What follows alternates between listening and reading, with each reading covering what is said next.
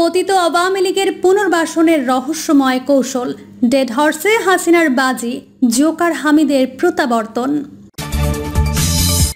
এবং সর্বশেষ জানাবো ছুপা জামায়াতি বনাম আসল বিএনপি। এতক্ষণ শুনছিলেন সংবাদ শিরোনাম, এবার বিস্তারিত। পতিত আওয়ামী লীগের পুনর্বাসনের রহস্যময় কৌশল, ডেড হর্সে হাসিনার বাজি, জোকার হামিদের প্রত্যাবর্তন। 5 আগস্ট পরবর্তী বাংলাদেশের রাজনীতিতে ফ্যাসিস্ট হাসিনা তথা আওয়ামী লীগের রাজনীতি প্রায় ক্লোজড বললেই চলে। ক্ষমতাচ্যুত সরকারের দখলদার প্রধানমন্ত্রী থেকে শুরু করে মন্ত্রী, শীর্ষ পর্যায়ের সকল নেতা, সংসদ সদস্য, আওয়ামী তাবেদার, বিচারপতি, সাংবাদিক, শিল্পী, কলা কুশলী, বিশ্ববিদ্যালয়ের শিক্ষক, এমনকি মসজিদের খতিব পর্যন্ত দেশ ছেড়ে পালিয়েছে। গত 8 মে সাবেক রাষ্ট্রপতি জোকার হামিদ চিকিৎসার নামে দেশ ত্যাগ করলেও দেশে ফিরেছেন। সাবেক এই রাষ্ট্রপতিকে নিয়ে অন্তর্বর্তী সরকারের ভূমিকা রহস্যজনক। তার নামে হত্যা মামলা থাকলেও 8 মে দেশ ছাড়ার সময় সরকারের কোনো সংস্থা তার দেশ ত্যাগে কোনো বাধা প্রদান করেনি। পরবর্তীতে দেশ জুড়ে সমালোচনার প্রেক্ষিতে কিশোরগঞ্জের 2 পুলিশ অফিসারকে সাময়িক সাসপেন্ডও করেছিল। এটা নিয়েও বিস্তর সমালোচনা হয়। আব্দুল হামিদের দেশে ফেরা এবং তাকে গ্রেফতার না করা নিয়ে স্বরাষ্ট্র উপদেষ্টার মন্তব্য সেই রহস্য আরও ঘনীভূত হয়েছে। আজকের আলোচনা সেটা নিয়ে নয়। আজকের আলোচনা পতিত আওয়ামী লীগের পুনর্বাসনে জোকার হামিদ কিভাবে হাসিনার টেস্ট কেস হিসেবে ব্যবহৃত হতে পারে তা নিয়ে। জুলাই বিপ্লবের পর হাসিনা আমলের সব ক্ষমতাসীনরা কেউ আত্মগোপনে, কেউ বা জেলখানার 4 দেয়ালে বন্দী থাকলেও অশীতিপর বয়োজ্যেষ্ঠ 2 নেতা তোফায়েল আহমেদ ও সাবেক রাষ্ট্রপতি আব্দুল হামিদকেও এখনও গ্রেফতার করা হয়নি। বয়স বিবেচনায় অসুস্থ এই 2 নেতাকে কোনো প্রকার জিজ্ঞাসাবাদও করা হয়নি। তারা বহাল তবিয়তে ছিলেন নিজ নিজ বাসায়। শোনা গেছে আব্দুল হামিদের শরীরে মরণব্যাধি, ক্যান্সার বাসা বেঁধেছে। তার চিকিৎসার জন্যই নাকি তিনি সিঙ্গাপুরে গিয়েছিলেন। কিন্তু তার সিঙ্গাপুর যাওয়ার পর দেশব্যাপী তীব্র আলোচনা সমালোচনার পর সরকারও নড়ে চড়ে বসে। 2 জন পুলিশ অফিসারকে সাসপেন্ড করে। তখনই অনেকে ধারণা করেছিলেন আব্দুল হামিদ যে উদ্দেশ্যে সিঙ্গাপুর যান না কেন, তিনি হয়তো আর দেশে ফিরে আসবেন না। উদ্বুদ্ধ রাজনৈতিক পরিবেশ সেরকম ইন্ডিকেটে দিয়েছিল। কিন্তু অকস্মাৎ আব্দুল হামিদের প্রত্যাবর্তন নিয়ে অনেকেই ভাবছেন, তবে কি এটা মৃত ঘোড়ার ওপর হাসিনা বাজি ধরেছেন? মরণব্যাধি, ক্যান্সারে আক্রান্ত বয়োবৃদ্ধ মৃত্যু পথযাত্রী হামিদের ওপর অন্তর্বর্তী সরকার তেমন কঠোর হবেন না, অনেকের মতো হাসিনারও বিশ্বাস রয়েছে, যেমনটা হয়নি তোফায়েল আহমেদের ওপর। কিন্তু তার ওপর কি ধরনের আচরণ সরকার করবে সেটা দেখার অপেক্ষায় হাসিনা ও তার দল আওয়ামী লীগ। এটা দেখেই হয়তো তারা তাদের পরবর্তী স্ট্র্যাটেজি নির্ধারণ করবে। আব্দুল হামিদের অপর কঠিন কোনো ধরনের থেরাপি সরকার কিংবা জনগণের পক্ষ থেকে প্রয়োগ না হলে তারা হয়তো ধীরে ধীরে ডিসেন্ডিং অর্ডারে দেশে ঢোকার চেষ্টা করতে পারে। অন্তর্বর্তী সরকারের রহস্যময় ভূমিকা ও নিষ্ক্রিয় সহায়তা। সাবেক রাষ্ট্রপতি আব্দুল হামিদের বিরুদ্ধে হত্যা মামলা থাকলেও 8 মে তার দেশ ত্যাগে অন্তর্বর্তী সরকার কিংবা আইন প্রয়োগকারী কোনো সংস্থা বাধা দেননি। এমনকি এ ব্যাপারে তেমন কোনো নজরদারি ও নিয়ন্ত্রণ ব্যবস্থা ছিল না।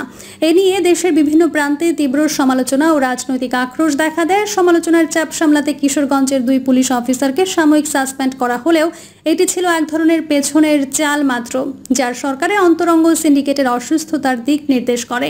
এই পরিস্থিতি একদিকে যেমন স্বচ্ছতা এবং ন্যায় বিচারের প্রতি সরকারের দায়বদ্ধতার অভাব প্রকাশ করে, অন্যদিকে এটি অস্পষ্ট রাজনৈতিক কৌশল ও ক্ষমতার অপব্যবহারের গোপন আভাসও দেয়।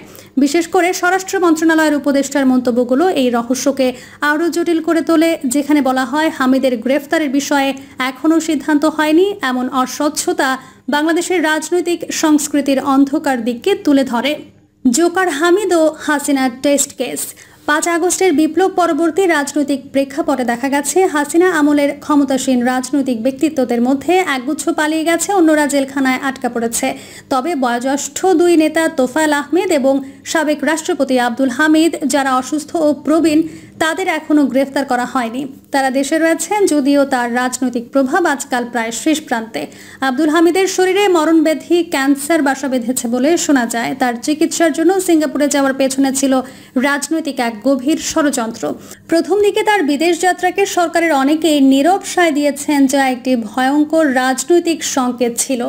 সরকারি আধিকারিকদের সাসপেন্ড করা এবং বিরোধীদের প্রতিবাদের মাঝে হামিদের দেশে ফেরার ঘোষণা আসাটা রাজনৈতিক নাটকীয়তার ইঙ্গিত বহন করে। বিশ্লেষকদের মতে হামিদের প্রত্যাবর্তন আসলে হাসিনার পতিত আওয়ামী লীগের পুনর্বাসন কৌশলের একটি টেস্ট কেস। একটি মৃত ঘোড়ার উপর বাজি ধরে যার রাজনৈতিক প্রভাব নষ্ট হয়ে গেছে, কিন্তু যার ব্যবহার করে দলটা হয়তো কিছুদিন টিকে থাকতে চায়।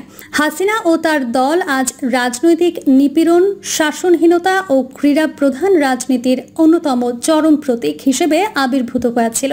ক্ষমতা ধরে রাখতে তারা যেন দেশের সব প্রতিষ্ঠানকে নিজেদের অনুগত বানানোর চেষ্টা চালিয়েছে। বিচার বিভাগ থেকে শুরু করে প্রশাসন, পুলিশ, সামরিক বাহিনী, সংবাদ মাধ্যম, বিশ্ববিদ্যালয়, সব জায়গায় একরূপ শাসন ও দমন নীতি চালু করেছিল তারা। সর্বত্র ভোটবিহীন, গণতন্ত্রহীন শাসনের পরিসংখ্যান সামনে এসেছে। রাজনৈতিক প্রতিপক্ষদের গ্রেফতার, নির্যাতন ও নির্বাসনের ঘটনা প্রতিদিনকার সংবাদে পরিণত হয়েছে। এই ফ্যাসিস্ট শাসনের কারণে দেশের সর্বস্তরের মানুষ ছিল ভীত, নিঃশব্দ ও নিরাশ্রয়। আওয়ামী লীগের পতিত রাজনীতির আরেকটি দিক হলো ক্ষমতার জন্য তারা দেশকে যেন এক বিচ্ছিন্ন গোষ্ঠীতে পরিণত করা, যেখানে গণতান্ত্রিক অধিকার, মত প্রকাশের স্বাধীনতা ছিল না বললেই চলে। নেতারা নিজেদের আত্মস্মৃতিচারণা এবং ক্ষমতার লড়াইয়ে মগ্ন, দেশের গরিব জনগণ ও সাধারণ মানুষ পেছনে পড়ে যাচ্ছে। ডেড হর্সে বাজি ও ভবিষ্যৎ কৌশল। হাসিনার দলের জন্য এই ডেড হর্সে বলতে পারেন সে বয়োজ্যেষ্ঠ নেতাদের, যাদের রাজনৈতিক প্রভাব আজ প্রায় মৃতপ্রায় হলেও তারা দলকে ধীরে ধীরে পুনরুদ্ধারের পথ দেখাতে পারে। এই বাজিতে হাসিনা ও তার নেতারা এখনও নিশ্চিত নন যে পরবর্তী রাজনীতির চিত্র কেমন হবে। আব্দুল হামিদের ওপর সরকারের আচরণ ও তার অবস্থান নির্ধারণ করবে দলটির ভবিষ্যৎ পথ।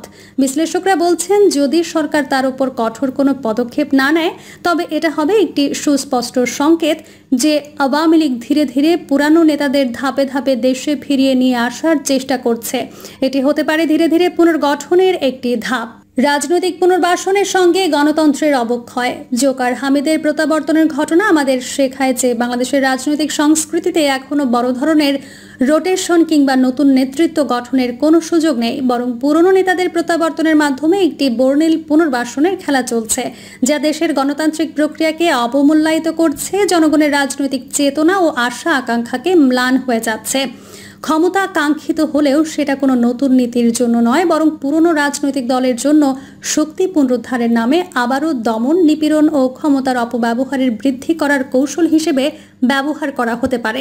বাংলাদেশের রাজনৈতিক ভবিষ্যৎ কি? আব্দুল হামিদের দেশে প্রত্যাবর্তন কোনো সাধারণ ঘটনা নয়, বরং এটি একটি গভীর রাজনৈতিক সংকেত, যেখানে পতিত আওয়ামী লীগ ক্ষমতা পুনর্বাসনের জন্য নীরব একটি কৌশল গ্রহণ করেছে। ডেড হর্সে হাসিনার বাজি হিসেবে এই ঘটনাটি বাংলাদেশের রাজনীতির জন্য এক ভয়াবহ বাস্তবতা তুলে ধরছে। দেশের রাজনৈতিক ভবিষ্যৎ নির্ভর করছে এই টেস্ট কেসের ফলাফলের ওপর। যদি সরকারের পদক্ষেপ কঠোর না হয়, তবে পুরনো নেতাদের ফেরা দেশকে নতুন করে দমন পীড়নে নিয়ে যেতে পারে, আর গণতন্ত্রের সূচনা বাধাগ্রস্ত হতে পারে। অন্যদিকে কঠোর পদক্ষেপ নিতে না পারলে দেশের রাজনীতি আরও নীরব, বিষাক্ত এবং হতাশাজনক হয়ে উঠবে। এই প্রেক্ষাপটে দেশের সচেতন জনগণ, গণমাধ্যম এবং রাজনৈতিক দলগুলোকে প্রয়োজন সতর্ক এবং সক্রিয় থাকা, কারণ দেশের গণতন্ত্র, সাম্যবাদের ভবিষ্যৎ এই ডেড হর্সে বাজির খেলায় রয়েছে। তবে বাস্তবতা হলো, ফ্যাসিস্ট হাসিনা এখন নিজেই বাংলাদেশের রাজনীতিতে ডেড কেস। তার জন্য ডেড হর্স আর লাইভ হর্স তেমন কোনো পার্থক্য বয়ে আনবে না। হার game is over forever. Chhupa জামায়াতি বনাম আসল বিএনপি। বিএনপির স্থায়ী কমিটির সদস্য গয়েশ্বর চন্দ্র রায় বলেছেন, রাজনীতির নামে ধর্মকে ব্যবহার করে জনগণকে বিভ্রান্ত করা হচ্ছে। এটা নৈতিক ও রাজনৈতিকভাবে অপরাধ। ধর্ম মানুষের আত্মিক সম্পদ, তা দিয়ে ভোটের ব্যবসা চলতে পারে না।